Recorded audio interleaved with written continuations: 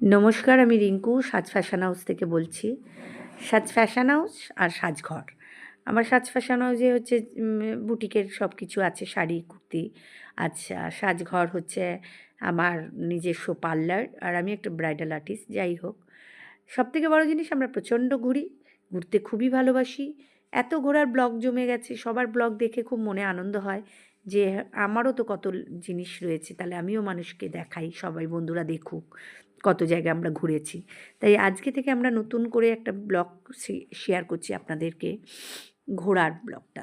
আচ্ছা, এইটা হচ্ছে আমরা গেছি লামহাটায়। অনেকটা উঁচুতে উঠতে হয়, আপনারা জানেন যারা যারা গেছেন। প্রচণ্ড সরু রাস্তা, অনেকটা ১.৫ ঘন্টা সময় লাগে। যে কি ছেলের দৌলাতে মোটামুটি উঠে পড়েছি। আর রাস্তাটা এত সুন্দর যে বলে বোঝানো যাবে না। চারিদিকে ছোট ছোট বাঁশপাতার গাছ, সরু রাস্তা, আর লম্বা লম্বা গাছগুলো যেন আকাশ ছুঁয়ে পড়েছে। সেই দেখে এত ভালো লাগছে মনটা, কষ্টটা মালুমই পেলাম না।